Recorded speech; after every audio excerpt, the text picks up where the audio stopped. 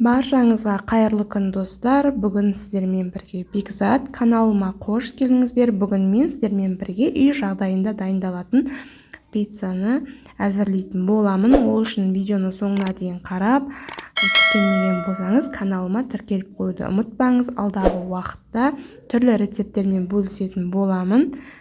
Неге осындай жұмсақ ыстық пиццаны қазір бірге әзірлейтін боламыз. Ең алдымен таза ыдысымызға ұнымызды сеткіден өткізіп аламыз. Содан кейін яғни ашытқы дрожжымызды саламыз. Одан кейін қасықтың ұшымен шамалап тұз себелейміз. Одан кейін ас қасықты толтырмай қант қосамыз. Содан кейін осының барлығын жылы сумен қазір жұмсақ қамырды илеп аламыз.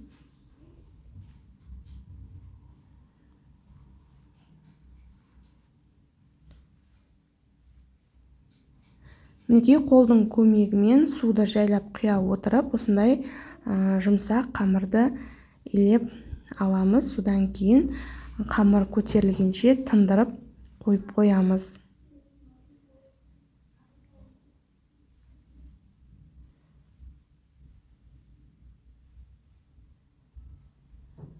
Мінекей осындай қамыр шықты. Енді осының бетіне жауып мен тындырып қойып қойдым. Одан кейін қазір біз бетіне салатын соусты дайындайтын боламын. Помидорды осылай көріп тұрғандағыдай төртке бөліп, содан кейін үстіне ыстық суымызды құямыз. Осылайша бір 5 минуттай қойып, содан кейін пышақтың көмегімен жаңа бөлген жерден тартып, осылай барлығын қабығын ашып аламын.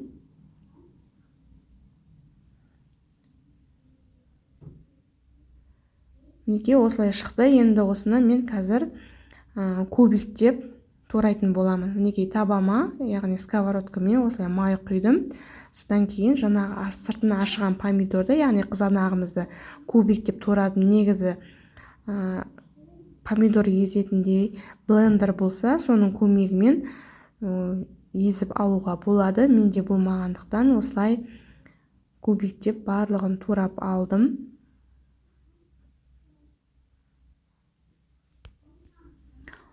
Енді осыны қазір мен жай орташа отта сковородкаде қуыратын боламын. Мінекей енді осының помидордың үстіне қазір мен 2 түйір сарымсақ, яғни чеснокты қосатын боламын. Дәмін беру үшін. Бұл яғни пиццаның бетіне салынатын жаңағыдай соус болып есептеледі. Қолдан жасалған. Осында кейбір адамдар негізі кетчуп қолданып жатады, бірақ мен осылай қолдан жасауды жөн көрдім. Дәмі ерекше болады, сондықтан осылай жасасаңыздар болады. Мінекей осылай қасықтың көмегімен ездім, араластырдым. Осылайша соусты дайындап алдым. Енді соусын дайындап болғаннан кейін қазір мен жаңағы илеп қойған қамырымды, яғни тестімді қазір жазатын боламын.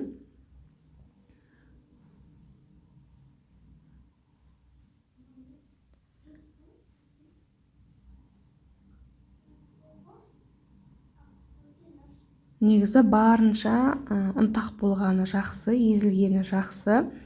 Сондықтан мен бұл жерде қасықтың көмегімен осылай барлығын араластырып езіп тұрмын.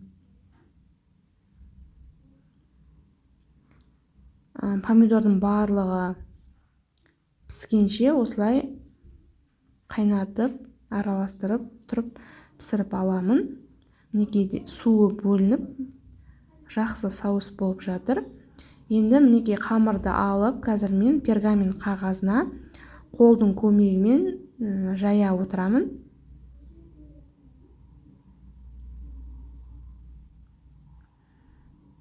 Шамалап бетіне ұн септім да, қолға жабыспас үшін. Осылай қолдың көмегімен барлығын созып алдым.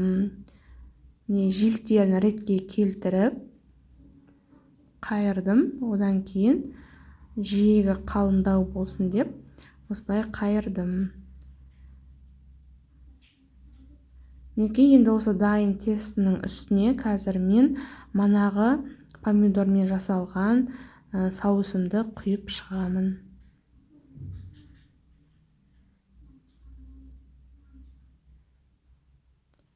Мінекей, барлығын осылай жайып құйып шықтым. Енді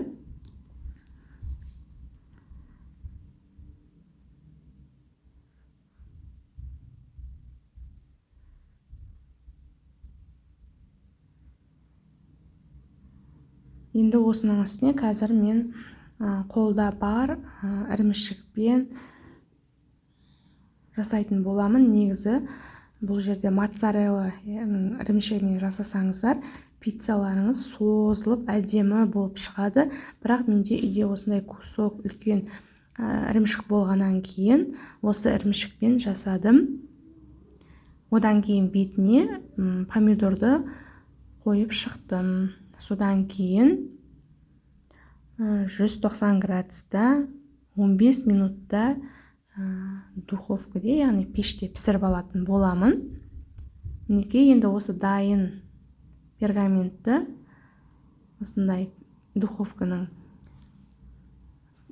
ыдысына салып, осылай қызып тұрған газда пісіріп алып жатырмын. Мінекей, керемет болып шықты. Менің балдарыма өте қатты ұнады. Сіздер де жасап көрсеңіздер болады. Өте дәмді пицца болып шықты. Видеода көріп тұрғандағыдай ыстық болғаннан кейін қолмен ұстай алмай тұрмын.